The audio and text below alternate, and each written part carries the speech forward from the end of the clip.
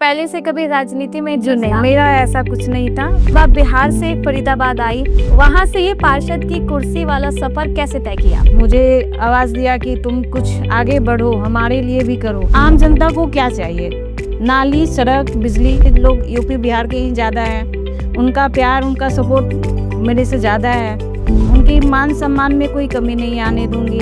ऐसा नहीं है, काम तो हो रहा था लेकिन सही तरीके से नहीं किया जा रहा था। काम होता था, आधा काम करते थे, आधा रुक जाता था। खास करके महिलाओं को इस क्षेत्र में आना चाहिए, क्योंकि कोई भी महिला अगर घर संभाल सकती हो तो देश भी संभाल सकती है। नहीं, पहले मैं जब निकलती थी तो मुझे मेरे पति के नाम से ही जाना जाता था, लेकिन बहुत ऐसे जगह है जहाँ मेरे नाम से, मुझे खुद के नाम से भी मुझे पहचान मिल रही है। कि उनके घर अगर एक बाइक भी है तो फैमिली कार्ड से उनका नाम काटा जा रहा है। क्या जो एक इनकम होता है, अगर उनका इनकम ज्यादा होगा तो नेचुरली उनका नाम कट जाएगा। क्या आप दोनों गुटों में से किसी का समर्थन करते हैं? काम को लेकर हो सकता है तो हो कि हम ज्यादा काम कर रहे हैं, वो कोई कम कर रहे। आपका सोशल मीडिया देखा था मैंने, आपके पति ज्यादा एक्टिव रहते हैं। हाँ, क्योंकि उन्हें क्षेत्र के बारे में ज्यादा जानकारी है। जैसे आपको पहले भी पता होगा कि मैं हाउस वाइफ थी। हे नमस्कार, मैं हूं आशा धारीवाल और आप सब देख रहे हैं हिंदुस्तान तहलका न्यूज का पॉडकास्ट का नया एपिसोड। हमने एक शुरुआत की थी पॉडकास्ट स्पेशल सीरीज, जिसमें पार्षद स्पेशल ये पॉडकास्ट सीरीज है, जिसमें हमने कई पार्षदों को अपने स्टूडियो में बुलाया, जनता के सवाल उनके सामने रखे, उनके सफर पर बात की और इसी के साथ कुछ ऐसी राजनीतिक कंट्रोवर्सीज है जिस पर चर्चा करनी जरूरी थी और पार्षदों से उनकी राय भी ली। तो आज एक नए एपिसोड की शुरुआत कर रहे हैं, एपिसोड नंबर 4, जिसमें आज हमारे साथ हमारे गेस्ट चेयर पर है पार्षद सीमा, जो वार्ड नंबर 25 से है। ये बिहार से किस तरह से फरीदाबाद में आई, फिर फरीदाबाद की राजनीति में कदम रखा, पार्षद बनी, इनकी वार्ड की समस्या क्या है और साथ ही फरीदाबाद की राजनीति में जो हलचल चल रही है, आज इन सभी मुद्दों पर पार्षद से हम बात करेंगे। तो आपका एक बार फिर से हिंदुस्तान तहलका पर स्वागत है। आपने अपना वक्त दिया क्योंकि आज आपकी जनता के कई बड़े और कड़े सवाल होने वाले हैं इस कॉन्वर्सेशन में। तो करते हैं शुरुआत इस पॉडकास्ट की। एक बार फिर से आपका स्वागत है हिंदुस्तान तहलका न्यूज पर। जी, 2003 में आप फरीदाबाद आई थी। जी, दिल्ली से जब आप बिहार से फरीदाबाद आई, और देखा जाए तो आपको एक हाउसवाइफ ही काउंट किया जाता था पहले। बिल्कुल। वहां से ये पार्षद की कुर्सी वाला सफर कैसे तय किया आपने? जी, हमारे वार्ड में काम बिल्कुल ही नहीं हुआ था। हमारे एरिया बिल्कुल ही पिछड़े हुए स्थिति में थी। जी, हम लोग काफ़ी परेशान थे इस चीज़ से। तो मेरी जनता ने मुझे प्रोत्साहित किया, मुझे आवाज़ दिया कि तुम कुछ आगे बढ़ो, हमारे लिए भी करो। तो मुझे ये मौका मिला और मैं इस मौका का लाभ उठाई। जी, तो पहले से कभी राजनीति में जो इंटरेस्ट नहीं, था? मेरा ऐसा कुछ नहीं था। मेरा इंटरेस्ट इसमें पहले से नहीं था, मेरे पति का था। पति मेरे काफ़ी दिन से लगे हुए हैं इस चीज़ में, लेकिन पर्सनली मेरा ऐसा कुछ नहीं था। जी, पहली बार आपने चुनाव लड़ा, जी, आप जीती भी। ऐसे कौन से बड़े मुद्दे थे जिस पर जनता ने पहली बार आप पर भरोसा जता दिया? मैं आपको पहले भी बताई कि हमारे यहाँ काम बिल्कुल ही नहीं हुआ था। हमारे आम जनता को क्या चाहिए? नाली, सड़क, बिजली, यही तो मुख्य चीज़ है। और इस विषय में हमारी जनता बहुत ही ज़्यादा परेशान थी, बहुत ही ज़्यादा उनको मुश्किलें आती थी। रोज़ उस पर बहस होता था, आपस में झगड़े होते थे। जी, तो इस विषय पे ही, इस चीज़ को ही मुद्दा बनाया गया। यही हमारी खास, मतलब इतनी बड़ी जीत होने की सबसे बड़ी वजह भी यही थी, नाली, सड़क और बिजली। ये काम नहीं हुआ, मुझे मौका मिला, उनका साथ मिला, सपोर्ट मिला, सहयोग मिला और मैं आगे आई। आपने चुनाव में साइन, सम्मान और नाली, ये 3 अहम मुद्दे बनाकर रखे थे। आखिर ये बातें इतनी महत्वपूर्ण क्यों है आपके लिए? हमारे जो महिलाएं लोग हैं या जो हमारे आसपास के लोग हैं, उन्हें साइन की सबसे ज़्यादा प्रॉब्लम आती थी। सबका अपना अपना तरीका होता है, अपना अपना सोच होता है। तो मैं इस चीज़ को वहाँ हमारे पास जितने हैं सभी लोग यूपी बिहार के ही ज़्यादा हैं, उनका प्यार, उनका सपोर्ट मेरे से ज़्यादा है। तो मैं इसलिए उनका मुद्दा बनाई कि उन्हें कभी भी साइन में कोई परेशानी नहीं आने दूंगी, उनकी मान सम्मान में कोई कमी नहीं आने दूंगी। जी, मैं हमेशा उनके साथ एक परिवार के जैसा बिहेव करती हूँ और वो भी मुझे अपने परिवार के जैसा ही मानते हैं। जी। एंड नाली का मुद्दा क्या था? ना, सड़कें तो हमारे, ऐसा नहीं है मैं जैसे बोली पहले कि काम नहीं हुआ तो काम नहीं हुआ, तो ऐसा नहीं है कि काम बिल्कुल नहीं हुआ। काम तो पिछले भी हुआ है, लेकिन सड़कें बनी हुई थी, नालियाँ बिल्कुल नहीं थी। जी। तो अब नालियाँ पे जोर दे रही हूँ इसलिए कि नालियाँ बन जाएगी तो सड़कें भी काफ़ी अच्छी होगी, उनकी मजबूती रहेगी, और इसलिए नाली की व्यवस्था मैं ज़्यादा ध्यान दे रही हूँ कि अपने वार्ड में नाली की व्यवस्था पहले करूँ, उसके बाद सड़कें बनवाऊँ और बिजली के खंभे लगाऊँ, जो जी। भी काम। आप एक महिला पार्षद हैं, तो जी। अपने वार्ड में महिलाओं और बेटियों के लिए आपकी प्राथमिकता क्या है? हमारी महिलाओं को सबसे ज़्यादा परेशानी होती है पानी से, बिजली से। जी। तो मैं चाह रही हूँ कि अब मेरी महिलाओं को, जो भी यहाँ की महिलाएं हैं, जो भी वहाँ की औरतें हैं, उनको इन सब परेशानियों को झेलना ना पड़े। जी। जी। 25 साल से आप लगातार कहते आए हैं कि काम नहीं हो रहा, 15 साल से लोग कह रहे कि काम नहीं हो रहा, 16 साल से लोग कह रहे कि नालियाँ नहीं बनी। आखिर इतनी अनदेखी वार्ड में चल क्यों रही थी?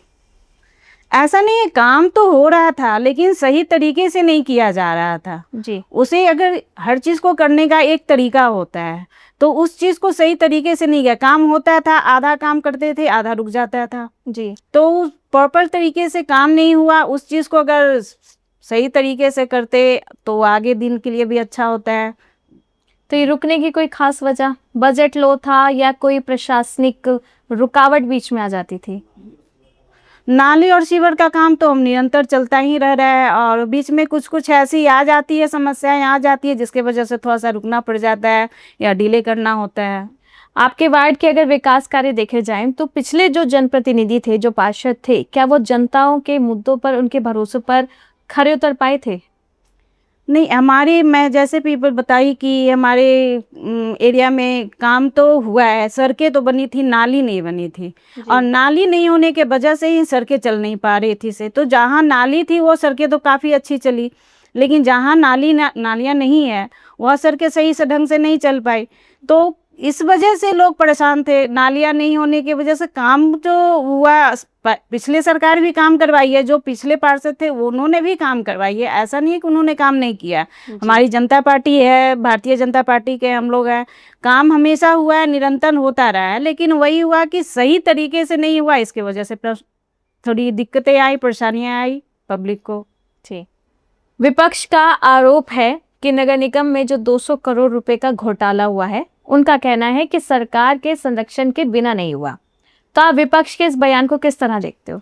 देखिए, ये घोटाले की जो बात है, अगर ऐसा हुआ है तो हमारी सरकार उन घोटालेबाजों को ना पकड़ कर लाएगी, उनके सामने लाएगी, उस पर जांच चल रही है। अगर ऐसा कुछ हुआ तो वो पकड़े जाएंगे, उस जनता उनको छोड़ेगी नहीं, सरकार उन्हें छोड़ेगी नहीं, उनको सलाखों के पीछे ही डालेंगी। उस पर अभी जांच चल रहा है, मुझे पूरा आइडिया नहीं है उस पर, लेकिन हमारे वार्ड में, हमारे एरिया में, हमारे निगम में उस चीज़ की जांच चल रही है। अगर ऐसा कुछ, जो भी व्यक्ति इसमें शामिल होंगे, उन्हें छोड़ा नहीं जाएगा, बख्शा नहीं जाएगा। हमारी सरकार उस पर काम कर रही है। जी।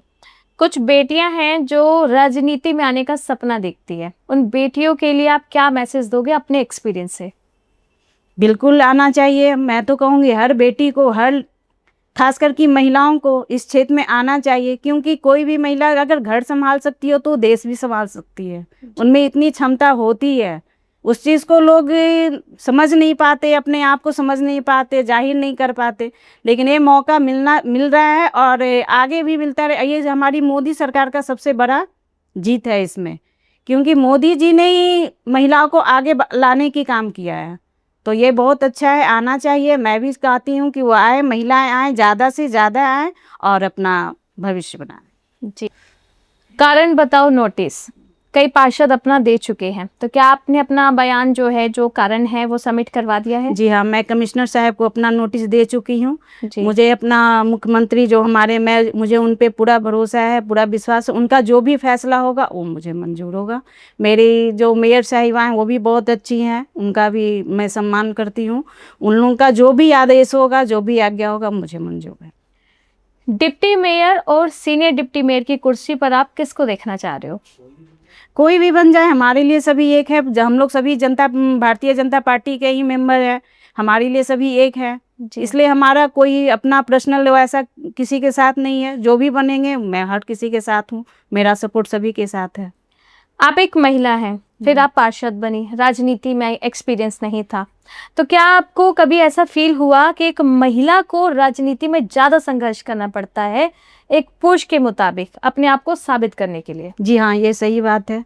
महिला को थोड़ा संघर्ष ज़्यादा करने, क्योंकि उन्हें घर भी देखना होता है, अपने परिवार को भी देखना होता है और साथ में क्षेत्र को भी देखना होता है, और सभी को मिलाकर चलना ये तो टफ है। तो होता है, समस्या तो है, महिला के लिए कुछ ज़्यादा है, पुरुष थोड़ा हर चीज़ में थोड़ा ज़्यादा ये होते हैं। अच्छा, आपके पर्सनल एक्सपीरियंस पे बात करते हैं। कभी आपका ऐसी सोच से सामना हुआ कि जहां आपको देख के वो सोचते हो कि नहीं ये महिला है, ये वार्ड का काम कर नहीं पाएगी?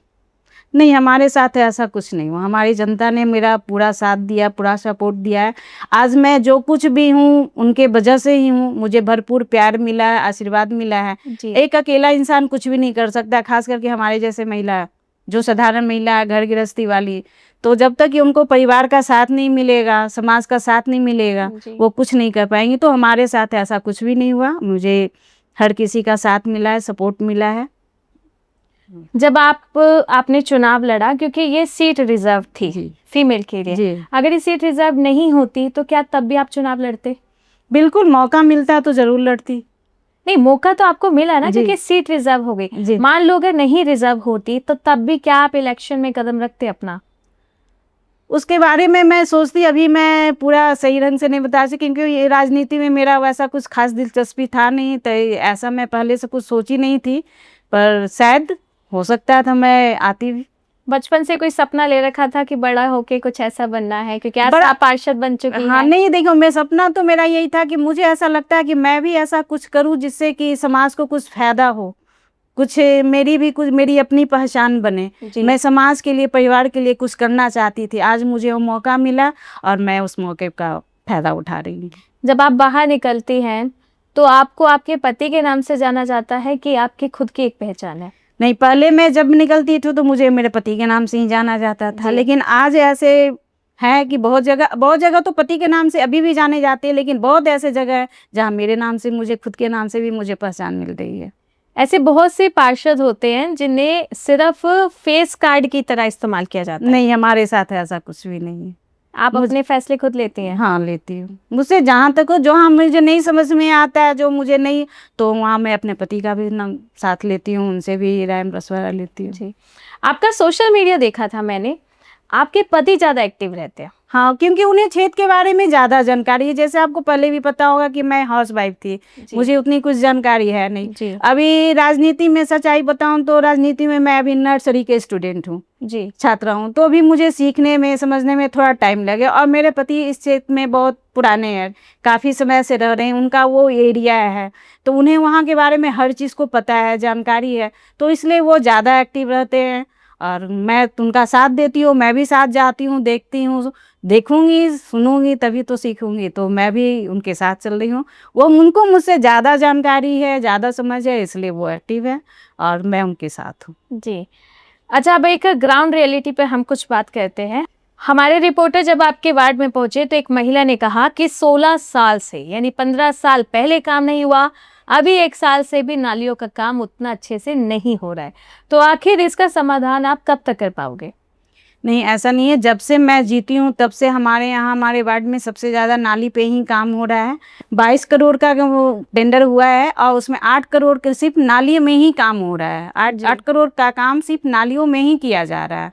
तो निरंतर हमारे वार्ड में नाली का काम निरंतर चल रहा है। अभी स्टार्टिंग है, थोड़ा समय लगता है, टाइम लगता है, तो निरंतर चल रहा है, ऐसा कुछ भी नहीं। आपके वार्ड के लोगों की शिकायत आई है सामने कि उनके घर अगर एक बाइक भी है तो फैमिली कार्ड से उनका नाम काटा जा रहा है, उनका राशन नहीं आता, उनकी पर्ची नहीं आती, उन्हें कहा जाता है कि आप दूसरी जगह से राशन ले। तो क्या ऐसी समस्या अभी तक आपके संज्ञान में आई थी? उसका क्या समाधान किया जाएगा? देखिए, राशि उनका जो एक इनकम होता है, अगर उनका इनकम ज़्यादा होगा तो नेचुरली उनका नाम कट जाएगा। तो उन्हें अपना पहले वो अपना कार्ड को देखें कि उनमें इनकम क्या है। जी, उनकी अपने कार्ड को चेक करवाएं, उसको देख लें। सही, अगर सही होगा तो इनकम चढ़ेगा, अगर ज़्यादा होगा तो कट जाएगा, ज़्यादा नहीं होगा तो राशन कार्ड मिलेगी। मैं खाद्य मंत्री तो हमारे मंत्री राजेश नागर जी हैं, उन्होंने बहुत अच्छा काम किया है इस पे, और आगे भी अच्छा ही का, मैं उनसे मिलती भी हूँ। ऐसी जो भी समस्याएं होंगी मैं उनसे डायरेक्ट बात कर लेती हूँ, उसमें कोई दिक्कत नहीं है। फैमिली आईडी कार्ड में बहुत ऐसे लोग होते हैं जो जानकारियां सही नहीं देते हैं। जी। जानकारियां सही दे, अपना इनकम सही बताएंगे, क्योंकि ये जो राशन वाली काम है वो गरीब लोगों का है। तो जिनको सुविधा मिला है वो अपना फ़ायदा उठाएंगे, निश्चित ही उठाएंगे। अपना राशन कार्ड उनको मिलेगा, वो जी। अपना आय जो भी उनका इनकम का जो भी साधन है वो सही करवा ले, उनका मिलेगा। हमारे रिपोर्टर ने जब आपके वार्ड में कुछ लोगों से बात की तो चोरी की घटनाओं की सबसे बड़ी समस्या सामने आई। लोगों का कहना है कि बाइकें चोरी हो जाती हैं घर के सामने से ही, क्योंकि लाइट नहीं है प्रॉपर, और अगर वो खुद की तरफ से कोई लाइट बल्ब लगाते हैं तो वो तक चोरी हो जाते हैं। मैंने अपने वार्ड में काफ़ी सारी लाइटें लगवाई हैं, आगे भी जो भी बचे हुए हैं उसमें भी लाइटें लग रही है। जी। जहाँ तक चोरी की समस्याएं हैं तो वो मैंने एसएचओ साहब से भी मिली हूँ, बात की हूँ, पुलिस उस पे काम कर रही है। और आगे बहुत, अब चोरियों में बहुत कमी आई है और आगे भी कमी ही आएगी। और जो भी समस्याएं हैं उसको मैं बहुत ध्यान से देख रही हूँ, समझ रही हूँ और उसे दूर करने की कोशिश कर रही हूँ। तो लेकिन इसकी बड़ी वजह तो लाइट बताई जा रही है कि लाइट्स नहीं है प्रॉपर। नहीं, लाइट तो हमने बहुत सारी लगाई है, स्ट्रीट लाइट लगाई है और भी आगे लगाने की काम चल रहा है, और खंभे भी लगवाए हैं। मैंने अभी हाल फिलहाल में ही 6-7 नए ट्रांसफार्मर भी लगवाए हैं। जी। तो ये कंटिन्यू काम चल रहा है। अब आपके वार्ड की तो हमने बात कर ली, अब थोड़ा क्षेत्र पे चर्चा कर लेते हैं। फरीदाबाद की राजनीति में दो गुट देखे जा रहे हैं, एक तरफ 3 नेता हैं और एक तरफ एक नेता, और कई लोग एक गुट का समर्थन कर रहे हैं, कई लोग दूसरे गुट का समर्थन कर रहे हैं। तो क्या आप इस गुटबाजी के पक्ष में कोई अपना राय रखते हैं? लेकिन ये सब अफवाहें हैं, ऐसा कुछ भी नहीं है। बीजेपी की सरकार है, चुनाव में देखो हर जगह एक जगह एक साथ मिलकर काम किए हैं, हर जगह बीजेपी की ही सरकारी। अगर ऐसा कहीं होता तो सरकार बदल जाती। जी। अगर हम निचली सरकार की बात करें तो वहां भी गुटबाजी की बातें चल रही हैं कि पार्षद और जो मेयर है इनके बीच में तालमेल नहीं बैठ रहा है। तो क्या यहाँ भी? नहीं, ऐसा कुछ भी नहीं है, ये सब गलत है, ये सब अफवाहें हैं, ऐसा कुछ नहीं है। सभी को एक दूसरे से बहुत अच्छा संबंध है, बहुत अच्छे से एक दूसरे के साथ रिलेशन बहुत अच्छा है। सभी लोग मिलजुल कर ही काम करते हैं, एक दूसरे से राय मशवरा लेते हैं, उसके बाद ही कोई फैसला होता है। क्या कभी हमें फ्यूचर में, आगे भविष्य में चल के निचली सरकार में भी क्या कभी गुटबाजी देखने को मिल सकती है? मुझे ऐसा नहीं लगता। आपको नहीं लगता? मुझे नहीं लगता। आपकी मेयर मैडम से कैसी बनती बहुत है? अच्छी है मेरी मेयर मैडम, तो बहुत ही अच्छी है, बहुत ही सीधी है और बिल्कुल हमेशा एकदम सजग रहने वाली महिला हैं। काम को बहुत ही सीरियसली लेती हैं, वो कभी भी किसी चीज़ में भेदभाव भी नहीं करती ना। उनके लिए सभी पार्षद एक समान है, उनमें कोई, बहुत अच्छी महिला है वो। एक आखिरी सवाल मैं आपसे लेना चाहूंगी कि आपका जो वार्ड है 25, उसकी जनता इस वक्त आपको देख रही है। जनता के जो सवाल थे हमने पार्षद तक पहुंचाए। अब एक और हमारा काम है कि पार्षद जो अपनी जनता से कहना चाहते हैं वो भी बताए। आप वार्ड नंबर 25 जो जनता है आपकी, उनके लिए क्या संदेश देना चाहते हो? क्योंकि हमने उनकी समस्या आपको बता दी, अब आप अपना संदेश उन तक पहुंचाओ। नहीं, मेरी जनता बहुत ही अच्छी है, उन्होंने मेरा हमेशा सपोर्ट किया है, साथ दिया। आज मैं पहले भी बोली हूँ कि आज मैं जो कुछ भी अपने जनता, अपने परिवार के साथ हूँ जी। तो उनका प्यार सपोर्ट हमेशा मिलता रहा है और आगे भी मिलता रहेगा, ऐसा मेरा पूरा विश्वास है। और मैं अपनी बहनों से, भाई से निवेदन करूँगी कि वो मुझ पर विश्वास रखें। उन्होंने जिस विश्वास से मुझे इस जगह पर बैठाया है, मैं उसे कभी भी निराश नहीं होने दूँगी। जी। मैं उनसे प्रार्थना करती हूँ कि वो धैर्य बनाए रखे, विश्वास बनाए, अपना प्यार और आशीर्वाद हमेशा बनाए रखे। बहुत बहुत धन्यवाद। तो देखिए, आज हमारे गेस्ट शेयर पर हैं वार्ड नंबर 25 की पार्षद सीमा। इनसे हमने बात की, जनता के जो मुद्दे थे जो अपने पार्षद से वो कहना चाहते थे, अक्सर कह भी देते हैं, लेकिन कुछ एक मुद्दे थे जो हमारे रिपोर्टर तक पहुंचे और रिपोर्टर से जानकर हमने पार्षद तक पहुंचाए। तो आपको मेरी और पार्षद सीमा की ये कॉन्वर्सेशन कैसे लगी? क्योंकि हमने कई बड़े मुद्दों पर बात की है, एमसीएफ घोटाले पर बात की है, निचली सरकार में क्या गुटबाजी हो सकती है इस पर बात की, और फरीदाबाद में राजनीति में जो गुटबाजी चल रही है, जो चर्चा में भी है, उस पर भी बात की। तो आपको हमारा ये पूरी वार्तालाप कैसी लगी आप कमेंट में बता सकते हैं। इस पॉडकास्ट को ज़्यादा से ज़्यादा शेयर करो, और जो वार्ड नंबर 25 के लोग देख रहे हैं कमेंट में अपनी हाजिरी लगाओ। और अपने पार्षद से अगर आप अभी भी कुछ कहना चाहते हैं तो कमेंट बॉक्स में बता सकते हैं। तो मैं आशु धारीवाल अब आपसे अलविदा लेती हूँ, फिर से जुड़ूंगी आपके साथ एक नई पॉडकास्ट नई गेस्ट के साथ। एक बार फिर से मैम बहुत बहुत आपका शुक्रिया, आप हिंदुस्तान तहलका पर आए, आपने वक्त दिया, वार्ड के लोगों की समस्या आप तक पहुंचाई और उम्मीद करते हैं कि आपके जो आंसर थे वो कहीं ना कहीं वार्ड वालों को संतुष्ट करेंगे। तो एक बार फिर से आपका बहुत बहुत शुक्रिया। बहुत बहुत धन्यवाद। बहुत बहुत जी।